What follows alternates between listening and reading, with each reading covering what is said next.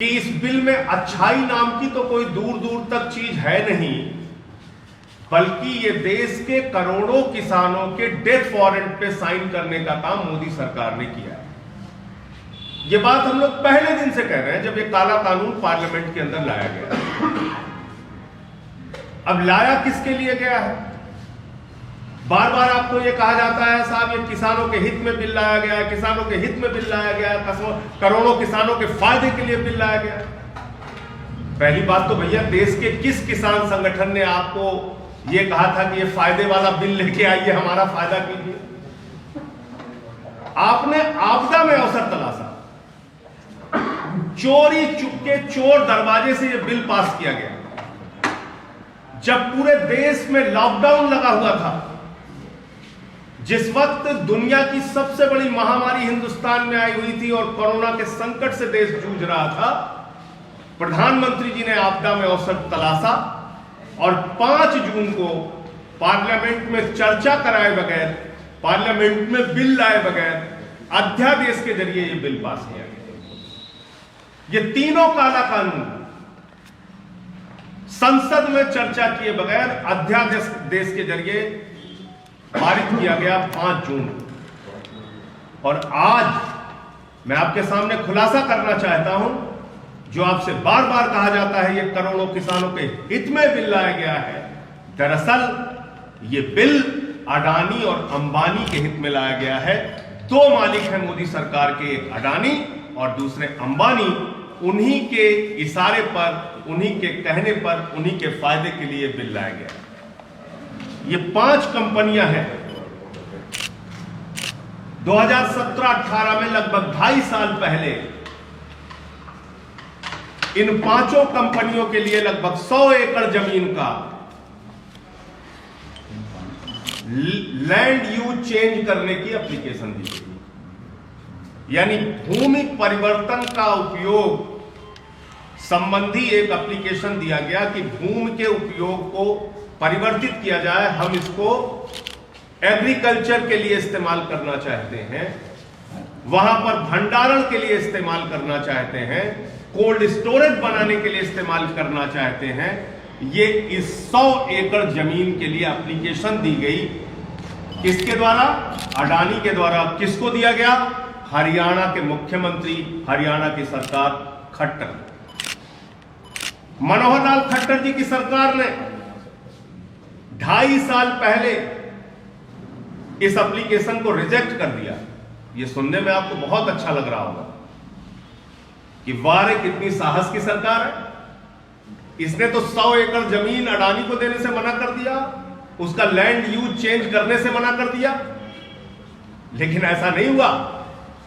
इन्होंने 7 मई 2020 को कहा मालिक हम आपकी सेवा में मौजूद हैं, और 100 एकड़ जमीन का लैंड यूज चेंज कर दिया। यानी ये 100 एकड़ जमीन हरियाणा में अडानी जी को 7 मई 2020 को कोल्ड स्टोरेज बनाने के लिए, बड़े बड़े भंडारण बनाने के लिए दे दी गई।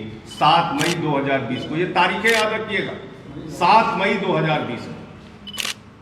और फिर अचानक 28 दिन के बाद 5 जून 2020 को अध्यादेश के जरिए कैबिनेट ने असीमित भंडारण के काला कानून को मंजूरी दे दी। 5 जून 2020 को, 7 मई को 100 एकड़ जमीन को कोल्ड स्टोरेज बनाने की मंजूरी मिलती है अडानी को हरियाणा में, और 5 जून को असीमित भंडारण करने का कानून मोदी सरकार पास कर देती है।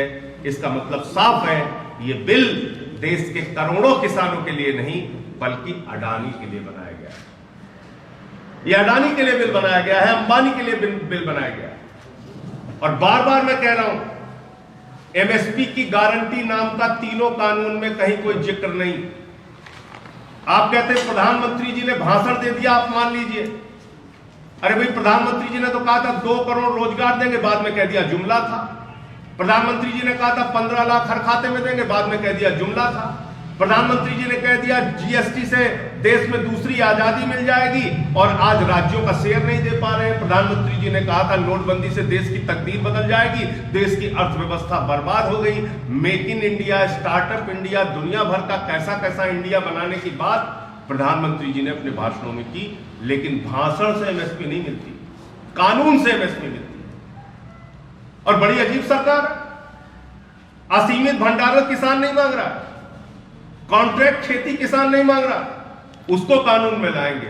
एमएसपी किसान मांग रहा है, उसको कानून में नहीं लाएंगे, क्योंकि इनकी न्यूनतम समर्थन मूल्य देने की नीयत नहीं है। और किसान कैसे आपकी बात पर यकीन कर ले? 15 लाख खाते में देना छोड़ दीजिए, 2 करोड़ नौकरी देना छोड़ दीजिए, काला धन लाने की बात छोड़ दीजिए, किनारे कर दीजिए उन जुमलों को। लेकिन किसान से जो वादा आपने किया था उसकी आय 2 गुना करने की, वो वादा कहां है? किसान से जो आपने वादा किया था कि हम स्वामीनाथन आयोग की रिपोर्ट लागू करेंगे, यानी C2 + 50% फसल का लागत मूल्य, उसके ऊपर 50% मुनाफा, वो कहां है? आपने वो भी नहीं पूरा किया, तो कैसे किसान आपके ऊपर भरोसा कर ले? दूसरा, आपने कॉन्ट्रैक्ट खेती का प्रावधान करके किसान को उसके ही खेत में गुलाम बना दिया और कह दिया अब न्यायालय जाने का अधिकार आपके पास नहीं। आंदोलन चलता है तो आप कह रहे हो हाँ साहब उसको हम चेंज कर देंगे। ये क्या मजाक है देश के किसानों के साथ? और असीमित भंडारण की छूट देना, ये तो आपने देश में महंगाई को और जमाखोरी को और कालाबाजारी को वैधता प्रदान कर दी, उसको लीगलाइज कर दिया। और देश के किसानों को आप ये समझाने की कोशिश कर रहे हैं ये आपके खिलाफ कानून नहीं है, ये असीमित भंडारण का कानून तो इस देश के हर नागरिक के खिलाफ है। सस्ते में गेहूं, सस्ते में चावल, सस्ते में दाल, सस्ते में मक्का, सस्ते में फल, सस्ते में सब्जियां किसानों से खरीदी जाएंगी।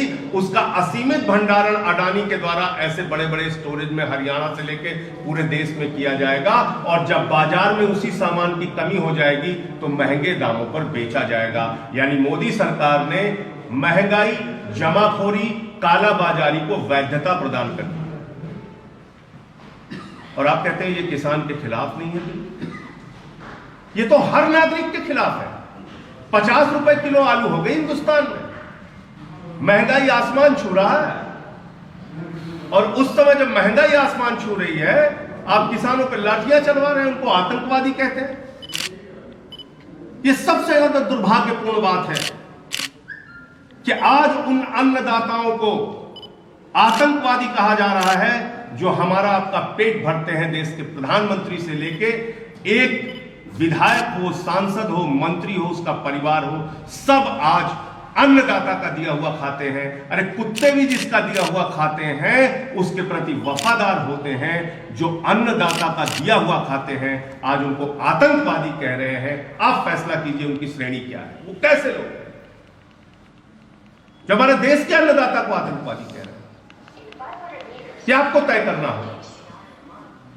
और आज पूरे देश का किसान एक एक नागरिक की ओर आंख निहार कर देख रहा है आप उस आंदोलन का कैसे समर्थन करते हैं। इसलिए आम आदमी पार्टी ने फैसला किया, और दिल्ली के मुख्यमंत्री ने, आपको मालूम होगा, 9 स्टेडियम को ये लोग जेल बनाना चाहते थे, जेल बनाने नहीं दिया।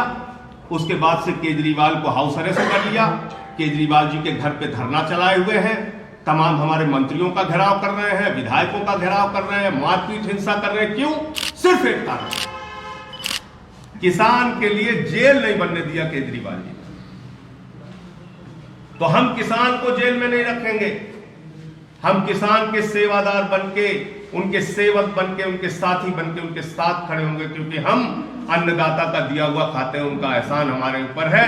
14 तारीख की, कल की जो उनकी भूख हड़ताल है, उसके समर्थन में उत्तर प्रदेश की हर जिला इकाई अपने अपने जगहों पे अनशन करेगी। आंदोलन के समर्थन में पूरे उत्तर प्रदेश के अंदर हमारी जितनी भी 75 जिलों की जिला इकाइयां हैं वो सारे अपने अपने जगहों पे आंदोलन करेंगे, इस आंदोलन का समर्थन करेंगे और उन किसान भाइयों के समर्थन में अनशन करने का काम करेंगे। तो ये मुझे किसान आंदोलन के विषय में अपनी बात रखनी थी। आप लोगों का कोई प्रश्न तो आप संजय जी, किसानों के साथ मिलकर के आप प्रदर्शन करेंगे, अलग अपनी जगह?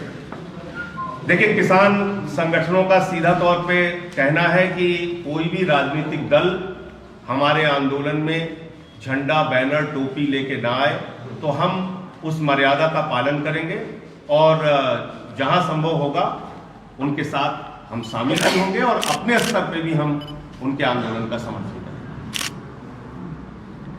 करेंगे। हरियाणा के जो आपने आंकड़े दिए, ये किसी और प्रदेश में नहीं है? मैं जानकारी हासिल कर रहा हूं, कुछ जगहों पे और कागज आने वाले हैं जहां पर कि बड़े बड़े वेयर हाउसेस बनाने के लिए, बड़े बड़े गोडाउन, बड़े बड़े कोल्ड स्टोरेज बनाने के लिए जमीनें पहले से ही अधिग्रहित की गई हैं इन लोगों के द्वारा, अडानी और अंबानी के द्वारा। यानी जमीनों का अधिग्रहण पहले से हो रहा है और कानून उसी के मुताबिक बन रहा है।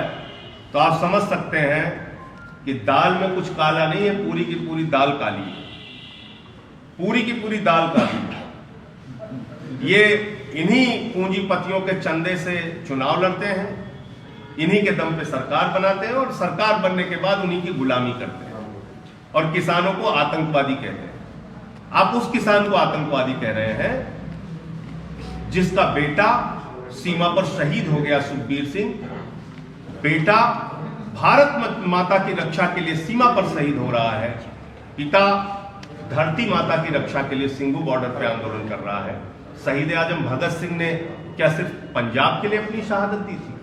शहीद उधम सिंह ने क्या सिर्फ पंजाब के लिए अपनी शहादत दी थी? लाला लाजपत राय जी ने क्या सिर्फ पंजाब के लिए अपनी शहादत दी थी? करतार सिंह सरापा जी ने क्या सिर्फ पंजाब के लिए अपनी शहादत दी थी? क्या हिंदुस्तान की आजादी के आंदोलन में जिन सिख भाइयों ने, पंजाबियों ने, हिंदुओं ने, सिखों ने जिन्होंने अपनी कुर्बानी दी, क्या वो सिर्फ उन्होंने पंजाब के लिए दी थी या पूरे देश के लिए दी थी? ये हमको आपको तय करना होगा। आजादी के बाद भी अभी चीन के साथ जो युद्ध की परिस्थितियां सीमा पर बनी, उसमें भी 4 जवान, हमारे 20 जवान जो शहीद हुए, 4 जवान पंजाब के थे। और क्योंकि आज इस आंदोलन में पगड़ी वाले दिख रहे हैं, सिख दिख रहे हैं, इसलिए आप उनको आतंकवादी कह रहे हैं, खालिस्तानी कह रहे हैं। ये किस प्रकार की सरकार है और क्या साबित करना चाहते हैं? हर चीज में आप लोग बस तुरंत किसी चीज को आतंकवादी, देशद्रोही, खालिस्तानी, पता नहीं क्या क्या। नौजवान आंदोलन करे तो वो टुकड़े टुकड़े गैंग है, बुद्धिजीवी आंदोलन करे तो वो अर्बन नक्सल है, किसान आंदोलन करे तो वो आतंकवादी है। और कौन से लोग देशभक्त हैं? मैं तो कह रहा हूं आरएसएस और बीजेपी 10 नाम आप बता दीजिए, आप आजादी के आंदोलन में जिन्होंने अपनी शहादत दी हो, 10 नाम गिनवा के दिखाइए। 52 साल तक जिन लोगों ने अपने नागपुर के मुख्यालय पे तिरंगा झंडा नहीं फहराया, जिन्होंने ताबूत घोटाला किया शहीदों के ताबूत में, जिन्होंने पीडीपी जो अफजल गुरु को शहीद मानती है उसके साथ समझौता किया सरकार बनाने के लिए, जो बगैर बुलाए पाकिस्तान में नवाज शरीफ के बर्थडे का केक काटने चले जाते हैं हमारे प्रधानमंत्री, वो दूसरों को कह रहे हैं वो पाकिस्तान से मिले हुए हैं, चीन से मिले हुए हैं, आतंकवादी हैं, देशद्रोही हैं, पता नहीं क्या क्या बोलते रहते हैं। तो ये बहुत ही दुखद बात है और ये हमारे देश के अन्नदाताओं का, किसानों का घोर अपमान है, जिसको हम लोग कभी बर्दाश्त नहीं करेंगे। और इसलिए हम पूरी तरह से, हमारे मुख्यमंत्री जी ने भी कहा है, हम पूरी तरीके से इस आंदोलन के साथ हैं।